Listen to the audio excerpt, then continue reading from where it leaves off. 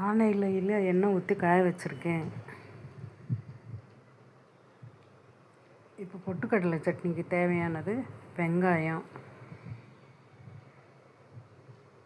இஞ்சி, பூண்டு, பச்சை மிளகாய், தனியா பத்தி போட்டு நல்லா வதக்கிக்கோங்க. நல்லா வதங்கினதுக்கப்புறம் உப்பு போட்டு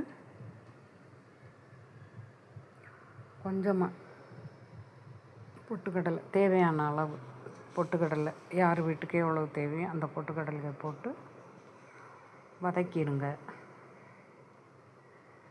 சிலருக்கு புளி போட்டால் பிடிக்கும். ஒரு நாளைக்கு புளி போட்டு அரைச்சி பாருங்கள். இன்னொரு நாளைக்கு டமாட்டர் போட்டு அரைச்சி பார்க்கலாம்.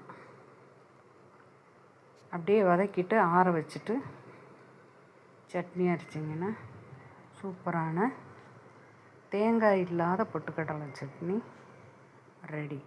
நீங்கள் செஞ்சு பார்த்துட்டு எனக்கு கமெண்ட் பண்ணுங்கள். தேங்க்யூ.